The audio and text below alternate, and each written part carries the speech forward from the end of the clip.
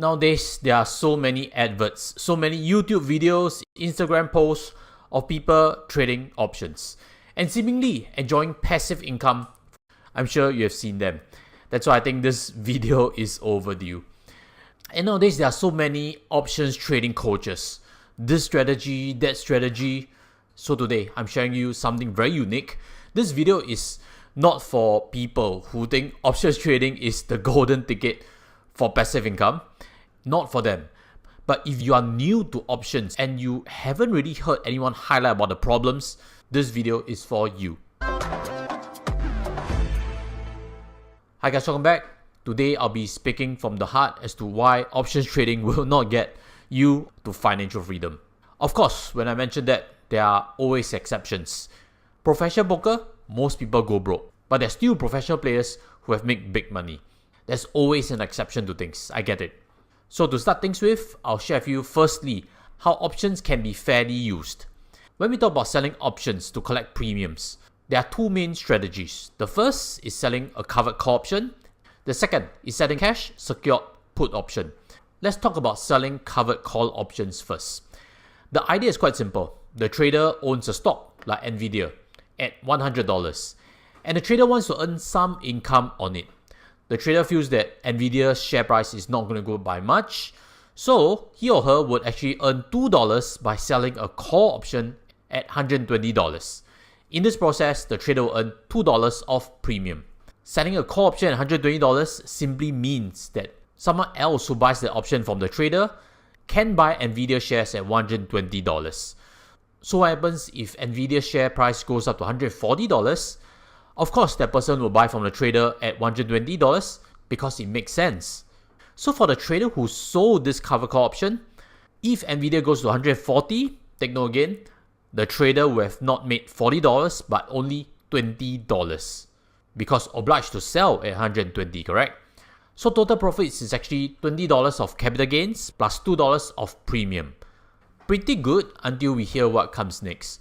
But let's cover the situation whereby Nvidia goes down in value or stays flat, never crossing that $120 in that time frame. So the trader will have kept that $2 of premium and the stock of Nvidia. Better than being passive and just holding on Nvidia, correct? So the question would be, what is the flip side? What do options causes refuse to acknowledge? Quite simply, that's where Nvidia's share price continuously jumps. Worse, when it jumps and doesn't come down again. Just like in this case. The trader who had itchy finger and wanted to take a view on Nvidia's share price would have lost out so much of potential gains. Because Nvidia's share price from 100 went up to 140 and eventually to 180. All this opportunity cost lost just for $2 of premium. This mindset will have cost the trader the ability to make multi-baggers from his original holding of Nvidia and potential big fortune.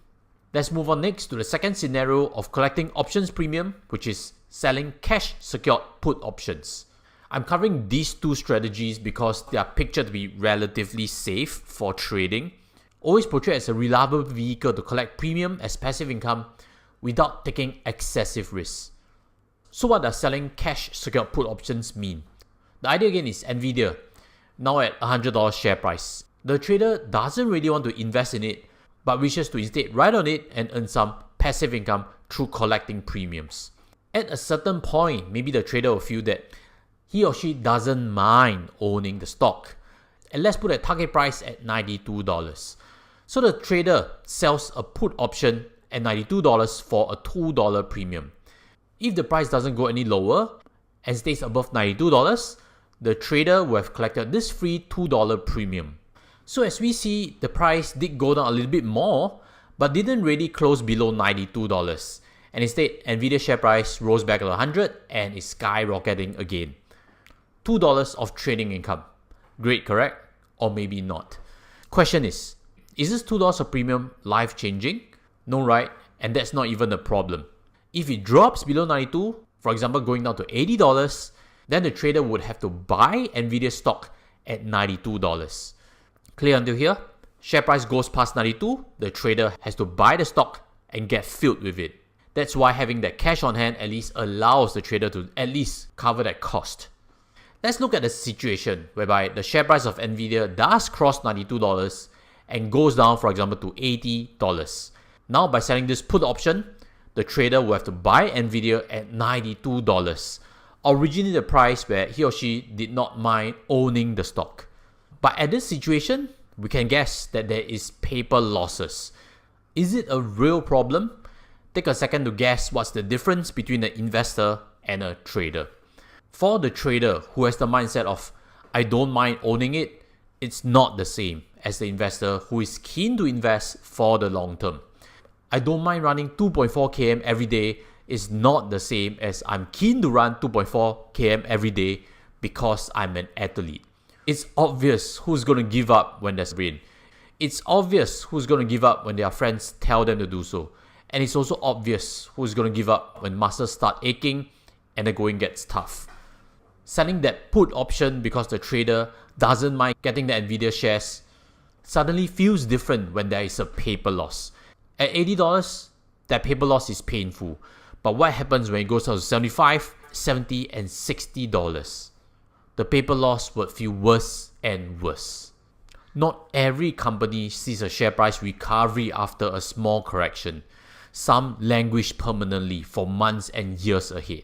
Check out these stocks over here, such as SMCI, such as Salesforce, such as PayPal. Remember again, who's going to give up when the muscles start aching and the going gets tough? It's very obvious, the trader. So why can't someone get rich or become financially free with trading options? Or rather, what's the real secret to building wealth on the markets? Let's quote from Warren Buffett. People, if they just think of stocks as pieces of business, they'd be so much better off than thinking of them as little things that move around in price. And when you're just looking at the price of something, you're not investing. He shared further wisdom. Only buy something that you're perfectly happy to hold if the market shuts down for 10 years. I never attempt to make money on the stock market. I buy on the assumption that they could close the market for the next day and not reopen it for 10 years. Long-term ownership, where compounding can take its magic. This is exactly where trading options fail to build wealth. So if you agree, smash the like button. Share this with anyone who's getting overly excited about trading options. Nowadays, platforms and brokerages are persuading me to tell you how good options trading is, but I'm refusing. I'm refusing because I believe firmly that wealth building is always long term, like what Warren Buffett has mentioned. 10 years. In 10 years, stocks are always going up. In 10 weeks, nobody knows. You don't know, I don't know, the trader doesn't know, the options trading coach also doesn't know. Options trading requires the trader to make a decision where the stock market will be. And right now, there are options with even shorter expiration period. What I hear upcoming is a Monday and Wednesday expiration coming up. I'm guessing that there's going to be a daily expiration in like 5 years of market evolution. Quite simply because the shorter the time frame, the more there is speculation. Trading is like the casino, correct? You know how many times have we seen in casinos of someone who, against all odds, lost 12 hands in a row? And who's the happiest? You realize you are just glued to the game. So today, stop thinking short term. Options trading rewires your brain. It gets you to think in terms of days, weeks, months, of expiry, of premium, of leverage, of where the price will move next. You chase validation. You chase that dopamine that comes with the volatility, where actually real wealth building is slow and steady. That dividend income, that's scalable. Or even if you buy a bigger property that rent, that may be scalable. Options trading, the bigger the size you get into, the riskier it becomes. That sounds a lot like the opposite of financial freedom. I'll still advocate for a traditional way, instead of trading, to get cash flow from assets that don't need you to be glued in front of your phone or your computer.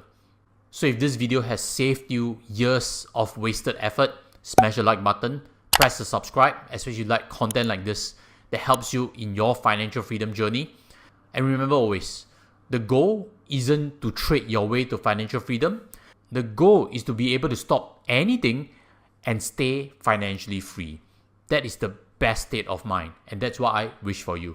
With that, I'll sign off from here and introduce you to this previous video of a story of someone who has actually lost big amounts in options trading. I'll sign off from here. See you there. Take care as always. Goodbye.